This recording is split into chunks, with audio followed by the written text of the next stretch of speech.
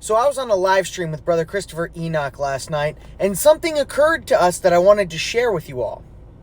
Since most Christians say that the Torah was only written for Israel, it would seem that God only decided to write certain things to certain people, and he has different rules for different classes of his people.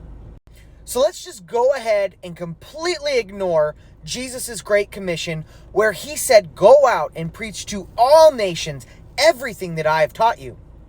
Let's also ignore the fact that in John 7, John 14, John 15, 1 John 2, 1 John 3, 1 John 5, Matthew 5, Matthew 7, Matthew 19, Matthew 22, Matthew 23, Luke chapter 5, Revelations chapter 3, 4, 5, and 6, and many other places in the Bible that was clearly the Torah that Jesus came and taught us. So let's completely ignore that. Let's also completely ignore the fact that in Romans 11, Paul says that if you choose to follow Jesus, you are grafted into Israel. Let's also ignore the fact that in Hebrews 8, when speaking of the new covenant, that new covenant only is for the house of Israel and the house of Judah.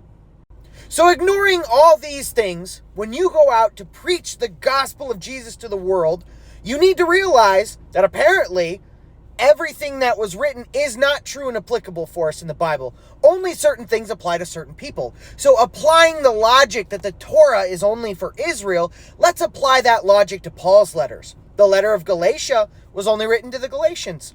The letter of Colossians was only written to the Colossians. The letter of Romans was written to the Romans. So you need to ask the people, where did they come from? Are you from Rome? Are you from Galatia? Are you from Ephesus?